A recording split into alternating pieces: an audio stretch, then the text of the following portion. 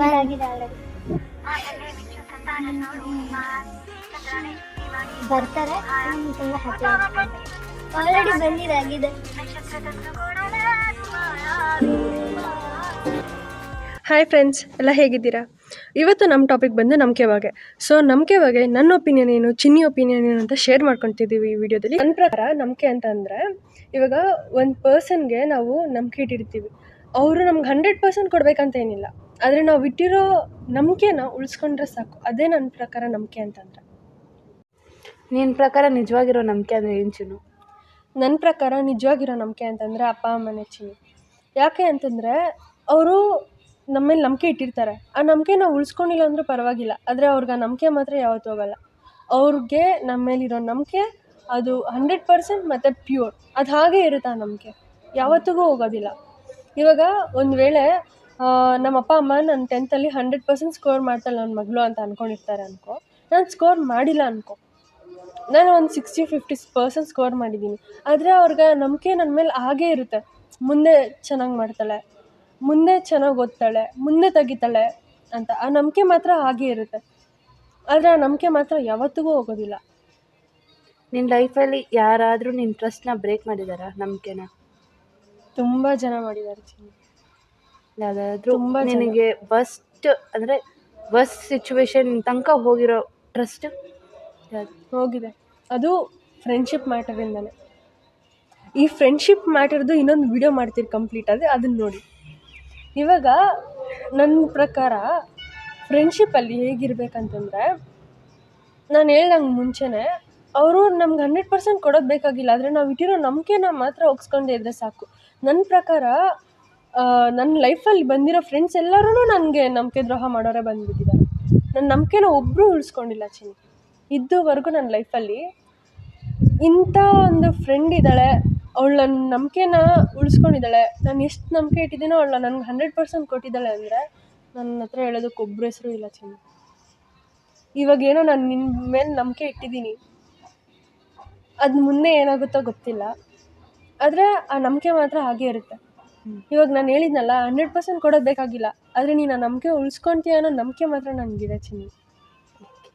ನಾನು ಆ ಟ್ರಸ್ಟ್ನ ನಾನು ಯಾವತ್ತೂ ಬ್ರೇಕ್ ಮಾಡಲ್ಲ ಬಿಡ್ಸಿ.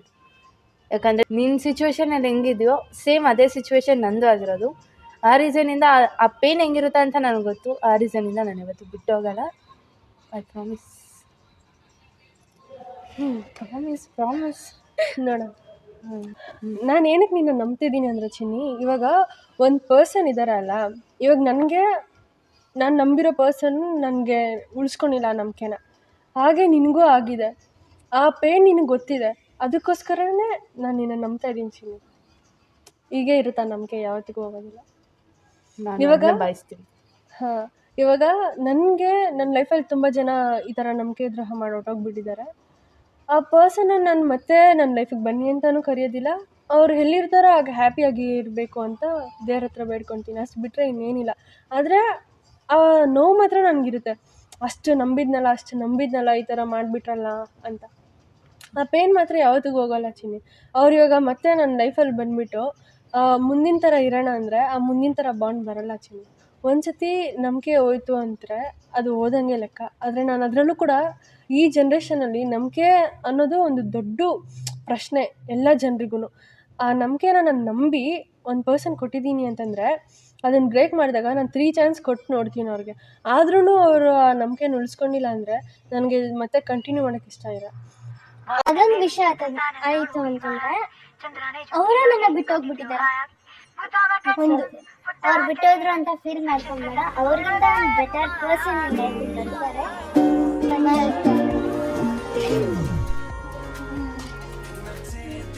ಬರ್ತಾರೆ. ನೀನು ತುಂಬ ಹ್ಯಾಪಿ ಆಲ್ರೆಡಿ ಬಂದಿದ್ದಾಗಿದೆ.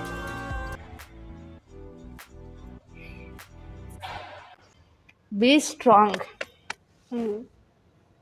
B are strong. ಎಲ್ಲಿ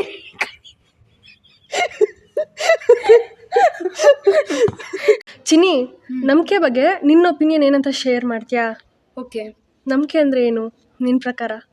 ನಂಬಿಕೆ ಅಂದರೆ ಇವಾಗ ನಮ್ಮನ್ನ ಯಾರನ್ನ 100% ಅವಳು ತಪ್ಪು, ಅವಳ ಜೊತೆ ಸೇರಬೇಡ, ಅವಳು ಕೆಟ್ಟವಳು, ಬೇರೆಯವ್ರ ಜೊತೆ ಕೆಟ್ಟದಾಗಿದ್ದಾಳೆ ಹಂಗೆಲ್ಲ ಅಂತಾರೆ. ಆದರೆ ಒಂದು ಪರ್ಸನ್ ಇರ್ತಾರೆ, ಆ ಹುಡುಗಿ ರೈಟು, ಅವಳು ತಪ್ಪು ಮಾಡಿದ್ರೂ ಪರವಾಗಿಲ್ಲ, ನೆಕ್ಸ್ಟ್ ಟೈಮ್ ಅವಳು ಸರಿ ಮಾಡ್ತಾಳೆ. ಇವಾಗ ಕೆಟ್ಟವ್ರು ಕೆಟ್ಟವರಾಗೇ ಇರಲ್ಲ, ಒಳ್ಳೆಯವ್ರೂ ಹಾಕ್ತಾರೆ. ಒಳ್ಳೆಯವರು ಕೆಟ್ಟವ್ರು ಆಗೋರು ಇದ್ದಾರೆ, ಕೆಟ್ಟವ್ರು ಒಳ್ಳೆಯವ್ರೂ ಆಗಿರೋರು ಇದ್ದಾರೆ, ಚಾನ್ಸಸ್ ಇದೆ. ಆದರೆ ಒಂದು ಪರ್ಸನಿಂದ ಆಗುತ್ತೆ. ಅವ್ನು ಟ್ರಸ್ಟ್ ಮಾಡಿ ಆ ಪರ್ಸನ್ನ ರಾಂಗಿಂದ ರೈಟಿಗೆ ಮಾಡೋದು, ರೈಟಿಂದ ರಾಂಗ್ ಮಾಡೋದು ಅವ್ರ ಕೈಯಲ್ಲಿರುತ್ತೆ. ಹೌದು. ಅದಕ್ಕೆ ನಾನು ಆ ಒಂದು ಪರ್ಸನ್ ಟ್ರಸ್ಟ್ಗೋಸ್ಕರ ನಾವು ಏನನ್ನ ಮಾಡ್ತೀವಿ, ಅದೇ ಟ್ರಸ್ಟ್ ಅಂದ್ರೆ ನನ್ನ ಪ್ರಕಾರ. ಆ್ಯಕ್ಚುಲಿ ನಿಜ ಹೇಳ್ಬೇಕಂತಂದರೆ ಇದು ತುಂಬ ಮುಖ್ಯ. ಯಾಕಂತಂದರೆ 1000 ಜನ ಹೇಳ್ತಾ ಇರ್ತಾರೆ ಅವಳು ಸರಿ ಇಲ್ಲ, ಅವಳನ್ನ ನಂಬೇಡ ಅಂತ. ಆದರೆ ಒಬ್ಬರು ಒಂದು ಪರ್ಸನ್ ಇದ್ದಾರಲ್ಲ, ಅವರು ನಂಬ್ತಾರೆ. ನೀವೇನೇ ಹೇಳಲಿ ಆ ಹುಡ್ಗಿ ಮೇಲೆ ನನಗೆ ಆ ನಂಬಿಕೆ ಇದೆ, ನಾನು ಅವ್ರನ್ನ ನಂಬ್ತಾ ಇದ್ದೀನಿ ಅಂತ. ಅದು ನಿಜವಾದ ನಂಬಿಕೆ ಅಂತಂದರೆ. ಹೌದು, ನನ್ನ ಪರ್ಸನ್ಸ್ ಮೇಲೆ ಇಕ್ಕಲ್ಲ, ಒಂದು ಟ್ರೀ ಮೇಲೆ ಇಕ್ತೀನಿ ನಾನು ಟ್ರಸ್ಟ್. ನೀನು ಇಷ್ಟು ಮಂತಲ್ಲಿ ಗ್ರೋ ಅಪ್ ಆಗುತ್ತೆ ಅಂದ್ಕೊತೀನಿ, ಅಷ್ಟು ಮಂತಲ್ಲಿ ಅದನ್ನು ಆರೋಗ್ಯವಾಗಿ ಬೆಳೆಯುತ್ತೆ ಅಷ್ಟೇ ನನ್ನ. ಆದರೆ ನನಗೆ ಇವಾಗ ನೀನೀಗ ಹೇಳ್ದಲ್ಲ, ನೀನು ಗಿಡದ ಮೇಲೆ ಇಕ್ತೀಯ, ಪ್ರಾಣಿಗಳ ಮೇಲೆ ಇಕ್ತೀಯ, ಮನುಷ್ಯರ ಮೇಲೆ ಯಾಕೆ ಇಕ್ಕಲ್ಲ ನೀನು? ಯಾಕೆ ಅಂದರೆ ಇಕ್ಕಿ ಜಾಸ್ತಿ ನೋವು ಚೆನ್ನಾಗಿ ಒಡ್ಸ್ಕೊಂಡಿದ್ದೀನಿ, ಆ ರೀಸನಿಂದ. ವ್ಯಕ್ತಿ ಮೇಲೆ ನಿನಗೆ ನಂಬಿಕೆ ಯಾಕಿಲ್ಲ? ಯಾಕೆ ಅಂದರೆ ಜಾಸ್ತಿ ಸತಿ ಒಡ್ಸ್ಕೊಂಡಿದ್ದೀನಿ, ಅಂದರೆ ನಾನೇ ಕೇರ್ ಹಾಕ್ಸ್ಕೊಂಡಿರೋದು ಜಾಸ್ತಿ ಇದೆ. ಅವ್ರು ನನ್ನ ಹತ್ರ ಮಾತಾಡಿಲ್ಲ ಅಂದರೆ ನಾನೇ ಹೋಗಿ ಮಾತಾಡಿ ಫ್ರೆಂಡಾಗಿ ಮತ್ತೆ ಬ್ರೇಕ್ ಆಗಿರೋದು ತುಂಬ ಆಗಿದೆ. ಔಟ್ಸೈಡ್ ಪರ್ಸನ್ ಫ್ರೆಂಡ್ ಆಗಿರೋರ್ಗೂ ಪ್ಲಸ್ ಮನೆಯಲ್ಲಿರೋ ಟ್ರಸ್ಟಿಂಗು ತುಂಬ ಇರುತ್ತೆ. ಇವಾಗ ಚಿಕ್ಕ ವಯಸ್ಸಿಂದ ನೀನು ಗ್ರ್ಯಾಂಡ್ ಮದರ್ ಇಲ್ಲಾಂದರೆ ಯಾವುದೋ ಒಂದು ರಿಲೇಟಿವ್ ಜೊತೆ ಒಂದು ಬಾಂಡಿಂಗ್ ಇರುತ್ತೆ. ಒಂದೇ ಒಂದು ಸತಿ ನೀನು ಇಲ್ಲ ನನ್ನ ಕೈಯಲ್ಲಿ ಆಗಲ್ಲ, ನಾನೇನಕ್ಕೆ ಇದು ಮಾಡಬೇಕು, ನಿನ್ನ ಇಷ್ಟ ಪ್ರಕಾರ ಹೋದಾಗ ಅವ್ರು ನಿನ್ನ ಮೇಲೆ ಇಕ್ಕಿರೋ ಟ್ರಸ್ಟು ಬ್ರೇಕ್ ಆಗಿದೆ ಅಂತ ಅವ್ರು ನಿನ್ನ ಹೇಟ್ ಮಾಡೋಕ್ಕೆ ಸ್ಟಾರ್ಟ್ ಮಾಡ್ತಾರೆ. ನೀನು ಅವ್ರ ಮೇಲೆ ಎಕ್ಸ್ಪೆಕ್ಟೇಷನ್ ಇಕ್ಕಿರ್ತೀಯ, ಓ ಇವ್ರು ನನ್ನ ಅಮ್ಮಮ್ಮ, ಏನು ಯಾವುದೇ ಕಾರಣಕ್ಕೂ ಬಿಟ್ಟೋಗಲ್ಲ ಹಂಗೆ ಅಂತ. ಆದರೆ ಅದೆಲ್ಲ ಸುಳ್ಳು. ಒಂದು ಸತಿ ಅವ್ರ ವಿರುದ್ಧ ನೀನು ನಿಂತ್ಕೊಂಡ್ರೆ ಅವತ್ತೇ ಟ್ರಸ್ಟ್ ಬ್ರೇಕ್ ಆಗೋಗುತ್ತೆ. ಅದೇ ಲಾಸ್ಟ್, ಅವಾಗ ತೋರಿಸ್ತಾರೆ ಅವ್ರ ನಿಜ ರೂಪಗಳು. ಆ ಥರ ನಂಗೆ ತುಂಬ ಆಗಿದೆ. ಓನ್ಲಿ ಫ್ಯಾಮ್ಲಿದಲ್ಲೂ ಆಗಿದೆ, ಪ್ಲಸ್ ಫ್ರೆಂಡ್ಶಿಪ್ ವಿಷಯದಲ್ಲೂ ಆಗಿದೆ. ಹೇಳ್ದೆ ಅಲ್ಲ, ನನಗೆ ತುಂಬ ಜನ ಈ ಥರ ಟ್ರಸ್ಟ್ನ ಬ್ರೇಕ್ ಮಾಡಿದ್ದಾರೆ, ತುಂಬ ಹೊಡೆತ ತಿಂದಿದ್ದೀನಿ ಅಂತ. ಯಾವುದಾದ್ರೂ ಒಂದು ಎಕ್ಸಾಂಪಲ್ನ ಶೇರ್ ಮಾಡ್ತೀಯಾ? ನನ್ನ ಇನ್ಸಿಡೆಂಟ್ನ ಏನಾದರೂ? ನನ್ನ ಲೈಫಲ್ಲಿ ಆ ಥರ ಒಂದು ಇನ್ಸಿಡೆಂಟ್ ತುಂಬ ಘೋರವಾಗಿರೋದಂದರೆ ಫ್ರೆಂಡ್ಶಿಪ್ಪಲ್ಲೇ. ಇವಾಗ ನನ್ನ ಫ್ರೆಂಡ್ಶಿಪ್ ಹೆಂಗಿರುತ್ತಂದರೆ, ಒಂದು ಸತಿ ಫುಲ್ಲು ಟ್ರಸ್ಟ್ ಮಾಡಿಬಿಟ್ಟಿರ್ತೀನಿ. ಒಂದು ಪರ್ಸನ್ಗೆ ನಾನು 1000% ಕೊಟ್ಬಿಟ್ಟಿರ್ತೀನಿ, ಅವ್ರನ್ನ ಅಷ್ಟೊಂದು ಟ್ರಸ್ಟ್ ಮಾಡಿರ್ತೀನಿ. ಅವ್ರೇನು ಅಂದ್ಕೊಂಡಿರ್ತಾರೆ, ಸುಮ್ಮನೆ ಜಸ್ಟ್ ಟೈಮ್ ಪಾಸ್ಗೋಸ್ಕರ ಫ್ರೆಂಡ್ಶಿಪ್ ಮಾಡಿರ್ತಾರೆ ನನ್ನ ಜೊತೆ. ಅದು ನನಗೆ ಗೊತ್ತಿರಲ್ಲ. ಕೊಡಬೇಕು, ಅವ್ರು ನನ್ನ ಫ್ರೆಂಡ್, ರಿಯಲ್ ಫ್ರೆಂಡ್ ಅಂದ್ಬಿಟ್ಟು ಎಲ್ಲ ಹ್ಯಾಪಿನೆಸ್. ನಮ್ಮಮ್ಮನೂ ಈಗಲೂ ಬೈತಾರೆ, ನೀನು ಯಾರಿಗಾನ ಫ್ರೆಂಡ್ಶಿಪ್ ಮಾಡಬೇಕಂದ್ರೆ ನೀನು 100% ಕೊಡಬೇಡ, ತುಂಬ ಅವ್ರನ್ನ ಹೋಗಿ ಹಚ್ಕೊತಾ ಇರಬೇಡ, ಅವ್ರನ್ನ ಒಂದು ಸ್ವಲ್ಪ ದ್ವೇಷನೂ ಮಾಡು, ಅವ್ರನ್ನ ಒಂದು ಸ್ವಲ್ಪ ದೂರನೂ ಇಟ್ಕೊತಾರೆ. ಅದು ನನ್ನ ಕೈಯಲ್ಲಿ ಆಗಲ್ಲ. ಅದೇ ಥರ ಚಿಕ್ಕ ವಯಸ್ಸಲ್ಲಿ ಹಂಗೆ ಮಾಡಿ ಏನಾಯ್ತು ಅಂದರೆ, ಅವರು ಅಂದರೆ ನಿನ್ನ ಹತ್ರ ಒಂದು ಚಾಕ್ಲೇಟು ಇಲ್ಲ ಒಂದು ಬುಕ್ಕು, ಹೊಸ ಪೆನ್ಸಿಲ್ ಏನಾನ ತಂದರೆ ಅದನ್ನ ತೊಗೊಳಕ್ಕೋಸ್ಕರ ಫ್ರೆಂಡ್ಶಿಪ್ ಆಗ್ತಿದ್ರು. ಇವಾಗ ಒಂದು ಪರ್ಸನ್ಗೆ ಅವರಿಬ್ರು ಫ್ರೆಂಡ್ಸ್ ಇರ್ತಾರೆ. ಇವಾಗ ಸಿಂಗಲ್ ಆಗಿರೋ ಒಂದು ಫ್ರೆಂಡ್ ಜೊತೆ ಯಾರೂ ಇರಲ್ಲ, ಅಲೋನ್ ಆಗಿರ್ತಾರೆ ನೋಡು, ಅವರಿಬ್ರಿಗೆ ಏನಾನ ಜಗಳ ಆದರೆ ಹಂಗೆ ಬಂದು ಆ ಸಿಂಗಲ್ ಆಗಿರೋ ಒಂದು ಪರ್ಸನ್ ಹತ್ರ ಇರ್ತಾರೆ. ಅದೇ ಥರ ನನ್ನ ಲೈಫಲ್ಲಿ ಕೂಡ ಅವರಿಬ್ರಿಗೆ ಯಾರಿಗಾನ ಜಗಳ ಆದ್ರೆ ಅವ್ರು ಯಾರಾನ ಒಬ್ರು ನನ್ನ ಜೊತೆ ಬಂದು ಅವ್ರ ಫ್ರೆಂಡ್ಸ್ ಆಗ್ತಿದ್ರು. ಅದು ಎಷ್ಟು ಹೊತ್ತಿಗೆ? Only for 2 hours friends. ದಿನಕ್ಕೆ ನನಗೆ 4 times ಫ್ರೆಂಡ್ಸ್ ಆಗ್ತಿದ್ರು. ಆ 4 times ಬ್ರೇಕಪ್ ಆಗೋಂಗೆ ಫ್ರೆಂಡ್ಶಿಪ್ ಬ್ರೇಕ್ ಆಗ್ತಿತ್ತು. ಇದೇ ಥರ ಮೂವ್ ಆನ್ ಆಗ್ತಿತ್ತು. ಆದರೆ ಒಂದು ಟೈಮ್ 8th ಹಿಂಗೆ ತುಂಬ ಎಮೋಷ್ನಲ್ ಆಗೋಗಿದ್ದೆ. ಯಾವಾಗಲೂ ಯಾಕೆ ನನಗೆ ಆಗುತ್ತೆ ಅನ್ನೋ ಒಂದು ಥಾಟೂ ಬಂದಿತ್ತು. ಆವಾಗ ಒಂದು ಹುಡುಗಿ ಬಂದಳು. ಅವಳು ನನ್ನ ಕ್ಲಾಸೇ, ಚಿಕ್ಕ ವಯಸ್ಸಿಂದ. ಸ್ಕೂಲಲ್ಲಿ ಯಾವಾಗ ಸ್ಟಾರ್ಟ್ ಆದ್ನೋ ಅವಾಗಿಂದ ಅವಳು ನನ್ನ ಫ್ರೆಂಡೇ. ಆದರೆ ನಮ್ಮಿಬ್ಬರು ಅಷ್ಟು ಮಾತಾಡ್ತಿದ್ದಿಲ್ಲ. ಅವತ್ತು ಅವಳು ನನ್ನ ಕಡೆ ನಿಂತ್ಕೊಂಡ್ಳು, ಅವಳು ನನ್ನ ಹತ್ರ ಫ್ರೆಂಡ್ ಆಗಿದ್ಲು. ಯಾರಾನ ಏನಾನ ಬಂದು ಬೈದರೆ ಅವಳು ನಿಂತ್ಕೊಂಡು ಅವ್ರನ್ನ ಬೈತಿದ್ಲು. ಯಾಕಂದರೆ ನಾನು ತುಂಬ ಇನ್ನೋಸೆಂಟು, ಸೆನ್ಸಿಟಿವ್ ಮತ್ತು ಎಮೋಷ್ನಲ್ ಕೂಡ. ಜಾಸ್ತಿ ಎಮೋಷ್ನಲ್ ಆಗೋದ್ರೆ ಜಾಸ್ತಿ ಹತ್ಬಿಡ್ತಿದ್ದೆ ನಾನು. ಅದಕ್ಕೆ ನನ್ನ ಸ್ಕೂಲಲ್ಲಿ ನನ್ನ ಕ್ರೈಯಿಂಗ್ ಕ್ವೀನ್ ಅಂತಲೂ ಇಟ್ಟಿದ್ರು ಹೆಸರು. ಕ್ರೈಯಿಂಗ್ ಕ್ವೀನ್ ಕ್ರೈಯಿಂಗ್ ಕ್ವೀನ್ ಅಂತಲೇ ಇಟ್ಟಿದ್ರು. ಆ ಹುಡುಗಿ ನನಗೆ ಎಷ್ಟು ಚೆನ್ನಾಗಿ ಇದು ಮಾಡಿದ್ರು ಅಂದರೆ, 8th ಅವಳು ನನ್ನ ಫ್ರೆಂಡ್ ಆದಳು. 9th ಎಕ್ಸಾಮ್ ಬರೆಯೋ ಟೈಮಲ್ಲಿ ಕೋವಿಡ್ ಅನೌನ್ಸ್ ಆಯಿತು, ಲಾಕ್ಡೌನ್ ಸ್ಟಾರ್ಟ್ ಆಯಿತು. ಲಾಕ್ಡೌನಲ್ಲಿ ಕೂಡ ನಾವು ಹೆಂಗಂದರೆ ದಿನ ನೈಟ್ ಕೂಡ ನನ್ನ ಲವರ್ ಜೊತೆ ಮಾತಾಡ್ತೀವೋ ಇಲ್ಲೋ ಗುರು, ಲವರ್ಸ್ ಥರ ನಾವಿಬ್ಬರು ಮಾತಾಡ್ತಿದ್ವಿ. ನೈಟ್ ಫುಲ್ಲು ಮಾತಾಡ್ತಿದ್ವಿ, ಬೆಳಗ್ಗೆ ಫುಲ್ ಮಾತಾಡ್ತಿದ್ವಿ. ನಮ್ಮಮ್ಮ ಬೈತಿದ್ರು, ನೈಟೆಲ್ಲ ಯಾರ ಹತ್ರ ಮಾತಾಡ್ತಿದ್ಯಾ ಅಂತ. ಯಾಕಂದರೆ ಲಾಕ್ಡೌನ್ ಇರೋ ಕಾರಣಕ್ಕೆ ಫೋನ್ ನಮ್ಮ ಹತ್ರನೇ ಇರ್ತಿತ್ತು. ಆವಾಗ ಜಾಸ್ತಿ ಮಾತಾಡ್ತಿದ್ವಿ. ಮಾತಾಡಿ ಹಿಂಗೆ ಬಾಂಡಿಂಗ್ ಇನ್ನೂ ಅಂದರೆ ಮಾತಾಡ್ತಿದ್ರೇ ತಾನೇ ಆ ಪರ್ಸನ್ ಏನು ಅಂತ ನಮ್ಗೆ ಗೊತ್ತಾಗುತ್ತೆ. ಅದ್ರಲ್ಲಿ ತುಂಬ ಅವಳ ಬಗ್ಗೆ ತಿಳ್ಕೊಂಡೆ, ನನ್ನ ಬಗ್ಗೆ ಅವಳು ತುಂಬ ತಿಳ್ಕೊಂಡ್ಳು. ಹಿಂಗೆ ತಿಳ್ಕೊತಿದ್ದಾಗ 10th ಫೇರ್ವೆಲ್ ಡೇ ಬಂತು. ಅವತ್ತು ನಾವು ಏನು ಡಿಸಿಷನ್ ತೊಗೊಂಡ್ವಿ ಅಂದರೆ ಇನ್ನೇನು ಅಂದರೆ ಬೇರೆ ಬೇರೆ ಡೆಸ್ಟಿನಿಗೆ ಹೋಗಬೇಕು, ಬೇರೆ ಬೇರೆ ಥಾಟ್ಸ್, ಬೇರೆ ಬೇರೆ ಇದಿರುತ್ತೆ, ಹೀಗೆ ನಾವು ಇಬ್ಬರೇ ಸಿಗೋಣ ಅಂತ. ಸೊ ಅವಳು ನನ್ನ ಸ್ಕೂಲಲ್ಲಿರೋ ಕಾಲೇಜಲ್ಲೇ ಸೇರ್ಕೊಂಡ್ಳು. ಆದರೆ ನಾನು ಡಿಫ್ರೆಂಟ್ ಪ್ಲೇಸ್ಗೆ ಹೋಗಿ ಸೇರಿಕೊಂಡೆ. ನಾವಿಬ್ಬರು ಮೀಟ್ ಆಗೋದು ಓನ್ಲಿ ಸ್ಯಾಟರ್ಡೆ ಟೈಮ್. ನಮ್ಗೊಂದು ಸ್ವಲ್ಪ ಡಿಸ್ಟೆನ್ಸ್ ಆಯಿತು. ಆ ಡಿಸ್ಟೆನ್ಸಲ್ಲೂ ಒಂದು ಸ್ವಲ್ಪ ಬಾಂಡಿಂಗ್ ಕೂಡ ಒಂದು ಸ್ವಲ್ಪ ಲೈಟಾಗಿ ಡಿಸ್ಟೆನ್ಸ್ ಆಗಿತ್ತು ಅನಿಸ್ತಾ ನನ್ನ ಅಭಿಪ್ರಾಯ ಇತ್ತು. ಮತ್ತು ಹಂಗೆ ಹೋಗ್ತಿದ್ವಿ. ಆದರೆ ಒಂದು ಸ್ಯಾಟರ್ಡೆ ಮೀಟ್ ಆಗ್ತಿದ್ವಿ, ಇನ್ನೊಂದು ಸ್ಯಾಟರ್ಡೆ ಮೀಟ್ ಆಗ್ತಿದ್ದಿಲ್ಲ. ಅವಳು ಹೇಳಿದ್ಲು ಪ್ಲ್ಯಾನ್ ಕೊಡೋಣ ಅಂತ. ನೆಕ್ಸ್ಟ್ ನಾವಿಬ್ಬರು ಏನು ಅನ್ಕೊಂಡ್ವಿ, ಪ್ಲ್ಯಾನ್ಟು ಜಾಸ್ತಿ ಅಮೌಂಟ್ ಆಗುತ್ತೆ, ಸೊ 10 ರೂಪೀಸ್ದು ಸ್ಮೇಲಿ ಬ್ಯಾಜಸ್ ಇಸ್ಕೊಡೋಣ ಅಂತ ಈ ಥರ ಪ್ಲ್ಯಾನ್ ಹಾಕಿದ್ವಿ. ಹಂಗೆ ನೆಕ್ಸ್ಟು ಹೋಗ್ತಿದ್ವಿ. ಆದರೆ ಅವಳು ಏನೂ ತರ್ತಿದ್ದಿಲ್ಲ, ನಾನೇ ಹೋಗಿ ತೊಗೊಂಡು ಬಂದು ಅವಳಿಗೆ ಫುಲ್ ಅವಳ ಬ್ಯಾಗಲ್ಲೆಲ್ಲ ನಂದೇ ಸ್ಟಾರ್ಸ್ ಇರ್ತಿತ್ತು, ಸ್ಮೇಲಿ ಫೇಸಸ್ಸು, ಸ್ಟಾರ್ಸ್ ಎಲ್ಲ.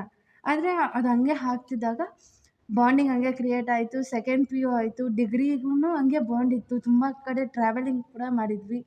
ಹಂಗೆ ಆಗ್ತಿದ್ದಾಗ ಡಿಗ್ರಿ ಫಸ್ಟ್ ಸೆಮ್ಮಲ್ಲಿ ಎಕ್ಸಾಮ್ಸ್ ಆಗುವಾಗ ಅವಳು ನನಗೆ ಹೇಳಿದ್ಲು. ನಾನು ಅವಳಿಗೆ ಜಾಬ್ ಬಗ್ಗೆ ಕೇಳಿದ್ದೆ. ಆ ಜಾಬ್ ಬಗ್ಗೆ ನಾನು ಕೇಳಿದಾಗ ಅದಕ್ಕೆ ಇನ್ವೆಸ್ಟ್ಮೆಂಟ್ ಮಾಡಬೇಕಂತ ನಾನು ಇನ್ವೆಸ್ಟ್ಮೆಂಟ್ ಮಾಡಿದೆ. ಒಂದು ಪರ್ಸನ್ ಯಾರೂ ಅಷ್ಟೊಂದು ಅಮೌಂಟ್ ಇನ್ವೆಸ್ಟ್ ಮಾಡಲ್ಲ. ಆದರೆ ನಾನು ಏನಕ್ಕೆ ಕಟ್ಟಬೇಕು, ಯಾವ ಥರ ಕಟ್ಟಬೇಕು, ಅದು ಈ ಜನ್ರೇಷನಲ್ಲಿ ಅದು ಕೇಳ್ತಾರೆ. ಅಮೌಂಟ್ ಅಂದರೆ ಅದೆಲ್ಲ ಕೇಳ್ತಾರೆ. ಆದರೆ ನಾನು ಯಾವತ್ತೂ ಅವ್ಳು ಕೇಳಲಿಲ್ಲ. ಎಷ್ಟು ಅಂತ ಕೇಳಿದೆ, ಅವಳು ಹೇಳಿದ ಅಮೌಂಟ್ ನಾನು ಹಂಗೆ ಪೇ ಮಾಡಿಬಿಟ್ಟೆ.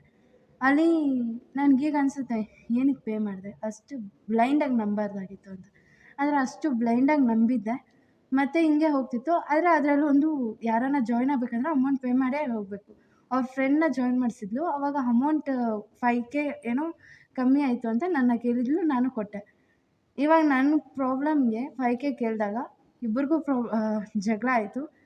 ಆವಾಗ ಟ್ರಸ್ಟ್ ಬ್ರೇಕ್ ಆಯಿತು. ಆವಾಗ ನಾನು ಕೇಳಿದೆ, ಈ ಥರ ಪ್ರಾಬ್ಲಮಲ್ಲಿ ನಾನು ಕೇಳಿದೆ, ನಮ್ಮ ಬಾಂಡಿಂಗ್ ಇನ್ನು ಬ್ರೇಕ್ ಮಾಡ್ಕೊಂಬಿಡೋಣ, ಬೇಡ, ಯಾಕೋ ಬೇಡ ಅನಿಸ್ತಿದೆ ಅಂತ ಹೇಳಿದೆ. ಬೇರೆಯವ್ರು ಯಾರನ್ನ ಆ ಪೊಸಿಷನಲ್ಲಿ ಇದ್ದಿದ್ರೆ ಬಾಂಡಿಂಗ್ ಬ್ರೇಕ್ ಮಾಡೋಣ ಅಂದರೆ ಫಸ್ಟ್ ರೀಸನ್ ಹೇಳು ಅಂತಾರೆ, ಇಲ್ಲಾಂದರೆ ಏನಕ್ಕೆ ಹೋಗ್ತಿದ್ಯಾ ಅಂತಲೇ ಕೇಳ್ತಾರೆ. ಆದರೆ ಅವಳು ಹಂಗೆ ಹೇಳಿದ ತಕ್ಷಣ ಅವಳು ಒಂದು ಸ್ವಲ್ಪ ಸರಿ ಅಂದ್ಬಿಟ್ಟು ಅವಳು ಮೂವ್ ಆನ್ ಆಗೋ ಸಿಚುವೇಷನಲ್ಲಿ ಇದ್ದಾಳೆ. ಯಾಕೆ ನಾನು ಈ ಕ್ವಶನ್ನ ಕೇಳಿದಾದ್ರೆ, ಏನಾನ ಒಂದು ಫಂಕ್ಷನ್, ನಮ್ಮ ಬಿಸ್ನೆಸ್ ಫಂಕ್ಷನ್ಗೆಲ್ಲ ಹೋಗಿದ್ವಿ. ತುಂಬ ಫಂಕ್ಷನಲ್ಲಿ ನೋಡ್ತೀನಿ ಅವಳು ನನಗೆ ಇಂಪಾರ್ಟೆನ್ಸ್ ಕೊಡ್ತಿಲ್ಲ, ಬೇರೆಯವ್ರಿಗೆ ಇಂಪಾರ್ಟೆನ್ಸ್ ಕೊಡೋದು ಕೂಡ ನಾನು ಅಬ್ಸರ್ವ್ ಮಾಡಿದ್ದೀನಿ. ಆದರೆ ಅದನ್ನ ಲೈಟಾಗಿ ತೊಗೊಂಡೆ. ಮತ್ತು ನಾನು ಈ ಮಾತು ಕೇಳಿದ ತಕ್ಷಣ ಅವಳು ಹಂಗೆ ಹೇಳಿದ ತಕ್ಷಣ ಫುಲ್ ಬ್ರೇಕ್ ಆಗೋದೆ. ಆದರೆ ನಾನು ಎಕ್ಸ್ಪೆಕ್ಟ್ ಮಾಡಿದ್ದು, ಏನಕ್ಕೆ ಹೋಗ್ತಿದ್ಯಾ, ಹೋಗಬೇಡ ಅನ್ನೋ ಒಂದು ವರ್ಡ್ಗೋಸ್ಕರ, ಏನಕ್ಕೆ ಹೋಗ್ತಿದ್ಯಾ ಅನ್ನೋ ಒಂದು ವರ್ಡ್ ಕೇಳಬೇಕು ಅಂತ ನಾನು ಆ ಥರ ಹೇಳಿದೆ. ಆದರೆ ಅದು ಸರಿ ಹೋಗ್ತೀನಿ ಅನ್ನೋ ಒಂದು ಸಿಚುವೇಶನ್ ಇತ್ತು. ಅದಕ್ಕೆ ಆ ಬಾಂಡಿಂಗ್ ಹೋಗ್ಬಿಡ್ತಂಗೆ. ಅದಕ್ಕೆ ನನಗೆ ಫ್ರೆಂಡ್ಶಿಪ್ ಮೇಲೆ ಅವಳ ಪ್ಲೇಸಲ್ಲಿ ಯಾರನ್ನೂ ರೀಪ್ಲೇಸ್ ಮಾಡೋಕ್ಕೂ ಆಗ್ತಿಲ್ಲ, ಏನು ಮಾಡೋಕ್ಕೂ ಆಗ್ತಿಲ್ಲ. ಆ ಫ್ರೆಂಡ್ಶಿಪ್ ಹಂಗೆ ಹೋಗ್ಬಿಡ್ತು. ಸೊ ನನ್ನ ಲೈಫಲ್ಲಿ ಇದೆಲ್ಲ ಇನ್ಸಿಡೆಂಟ್ ಆಗಿದೆ. ಆ ರೀಸನಿಂದ ನನಗೆ ನಂಬಿಕೆ ಅನ್ನೋದು ಈಸಿಯಾಗಿ ಮನುಷ್ಯರ ಮೇಲೆ ಇಕ್ಕೋಕ್ಕಾಗಲ್ಲ. ಅದಕ್ಕೆ ಪೆನ್, ಪೆನ್ಸಿಲ್, ಬುಕ್ಸ್, ಆಬ್ಜೆಕ್ಟ್ಸ್ ಮೇಲೆ ಇಕ್ತೀನಿ ನಾನು.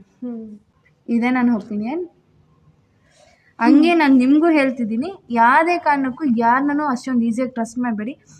ಯಾವುದೇ ಕಾರಣಕ್ಕೂ ಬ್ಲೈಂಡಾಗಿ ಅಂತೂ ಟ್ರಸ್ಟ್ ಮಾಡೋಕ್ಕೆ ಹೋಗಬೇಡಿ. ಹೌದು, ಮೇನ್ ಥಿಂಗ್ ಫ್ರೆಂಡ್ಶಿಪ್ಪಲ್ಲಿ ಮಾತ್ರ ಅದು ಟ್ರಸ್ಟ್ ಅಂತ ಇದೆಯಲ್ಲ, ನಾನು ನಂಬಿದ್ದೀನಿ ಅಂತ ಇರ್ತೀರ ನೋಡಿ, ಆ ಥರ ನಂಬಿಕೆ ಅನ್ನೋದಂತೂ ಇಕ್ಕೊಂಡ್ಲೇಬೇಡಿ. ಬ್ಲೈಂಡಾಗಂತೂ ಇಕ್ಕೊಂಡ್ಲೇಬೇಡಿ. ಅದನ್ನ ಒಂದು ಫ್ರೆಂಡ್ಶಿಪ್ ಇದ್ರೂ ಅದೊಂದು ಲಿಮಿಟಾಗಿ ಇಟ್ಕೊಳ್ಳಿ. ಲಿಮಿಟ್ ಕ್ರಾಸ್ ಆದ್ರೂ ಒಬ್ಬೊಬ್ರು ತಡ್ಕೊತಾರೆ. ಟ್ರಸ್ಟ್ ಅಂದರೆ ನಿಮ್ಮನ್ನ ಅಂಡರ್ಸ್ಟ್ಯಾಂಡ್ ಮಾಡ್ಕೊಳೋರು ಅಂಡರ್ಸ್ಟ್ಯಾಂಡ್ ಮಾಡ್ಕೊಂಡಿರೋ ಇರೋರು ಬಿಟ್ಟು ಹೋಗ್ಬಿಡ್ತಾರೆ. ಹೌದು. ಸೊ ಯಾವುದೇ ಕಾರಣಕ್ಕೆ ತುಂಬ ಟ್ರಸ್ಟ್ ಮಾಡಬೇಡಿ, ಬ್ರೇಕ್ ಆಗುತ್ತೆ. More you trust, more you get feeling hurted inside. ಇವಾಗ ನಾವು ನಮ್ಮ ಒಪಿನಿಯನ್ಸ್ನ ಶೇರ್ ಮಾಡಿದ್ದಾಯಿತು. ನಿಮ್ಮ ಒಪಿನಿಯನ್ಸ್ನ ನೀವು ಶೇರ್ ಮಾಡಿ ಕಮೆಂಟ್ ಬಾಕ್ಸಲ್ಲಿ. ನಿಮಗೆ ಯಾವ ರೀತಿ ಯಾರೆಲ್ಲ ಮೋಸ ಮಾಡಿದ್ದಾರೆ, ಯಾವ ರೀತಿ ನಂಬಿಕೆ ದ್ರೋಹ ಮಾಡಿದ್ದಾರೆ, ನೀವು ಇಟ್ಟಿರೋ ಟ್ರಸ್ಟ್ನ ಯಾರು ಬ್ರೇಕ್ ಮಾಡಿದ್ದಾರೆ, ಅದೆಲ್ಲ ನಿಮ್ಮ ಕಮೆಂಟ್ ಬಾಕ್ಸಲ್ಲಿ ತಿಳಿಸಿ. ಮುಂದಿನ ವಿಡಿಯೋದಲ್ಲಿ ಸಿಗೋಣ. ಬಾಯ್. ಬಾಯ್.